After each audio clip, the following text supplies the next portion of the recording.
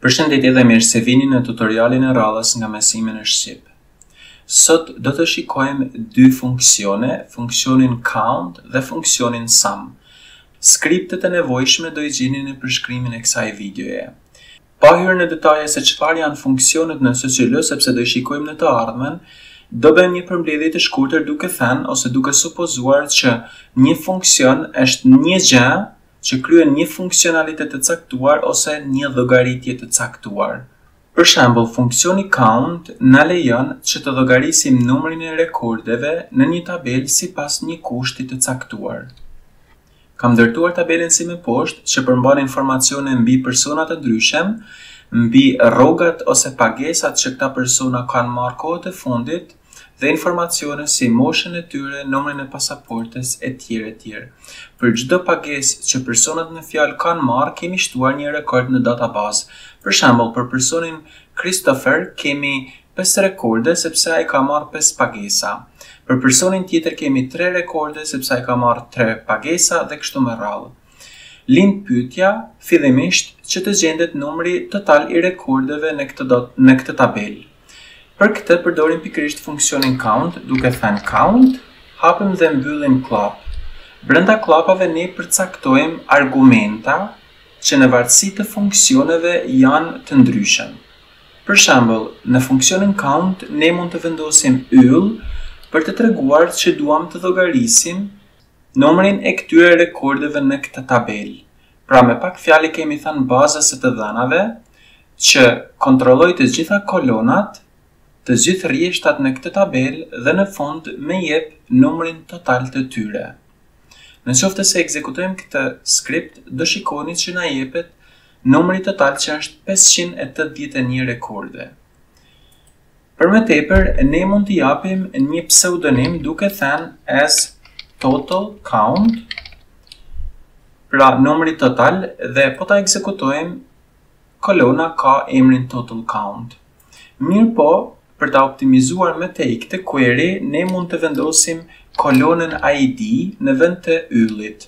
Pra në këtë rast kemi thënë bazës së të dhënave që kontrollo kolonën ID dhe sipas kësaj kolone më gjej numrin total të rekordeve që kjo tabelë ka. Pra e kemi optimizuar këtë query sepse në këtë rast baza e të dhënave nuk ka nevojë të kontrollojë të gjitha kolonat, por kontrollon vetëm kolonën ID, duke qenë që kjo është primary key ose qeles primar dhe identifikon në mënyrë unike çdo rekord. Në qoftë se ekzekutojmë këtë skript, përsëri do të marrim të njëjtin rezultat.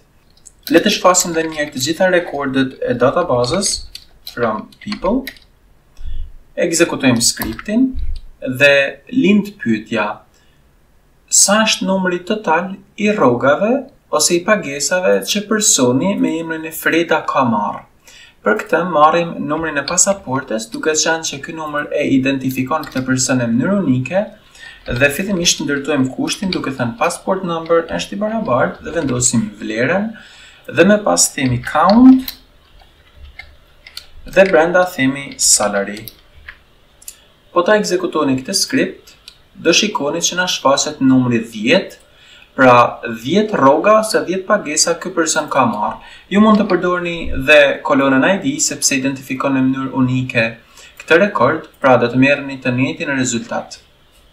Le të selektojmë edhe një herë të gjithë elementat.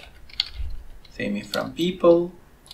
Ekzekutojmë këtë skript dhe të shikojmë se çfarë mund të bëjmë tjetër.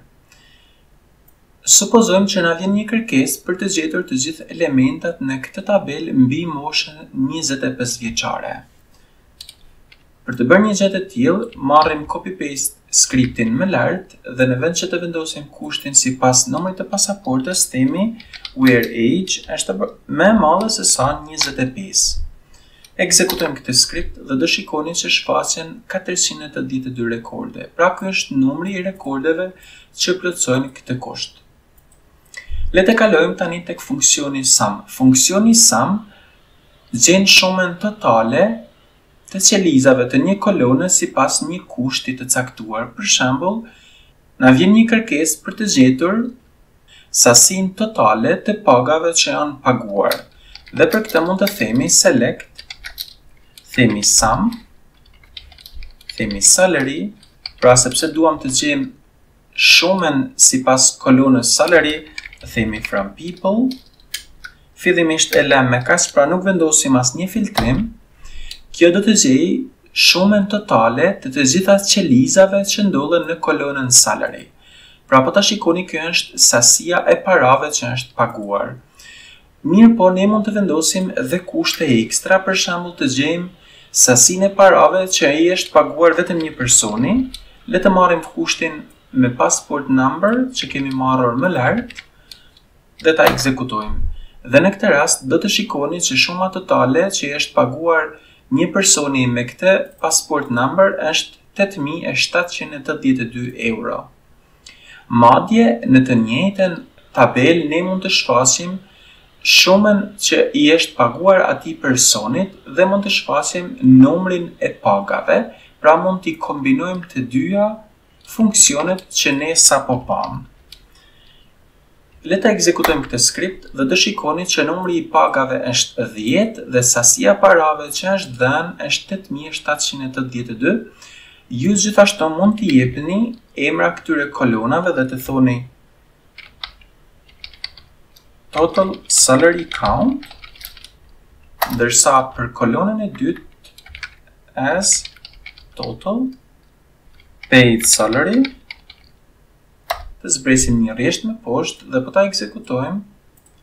Tani rezultati duket më bukur dhe më qartë. Pra, për personin me këtë passport number kemi 10 paga me këtë shumën e paguar. Kjo është një mënyrë e thjeshtë se si ne mund t'i përdorim këto funksione, por ne do shikojmë dhe raste më të komplikuara në të ardhmen. Kjo është e gjitha çfarë kemi përgatitur në këtë tutorial. Bashkë mirupafshim në tutorialin e radhës.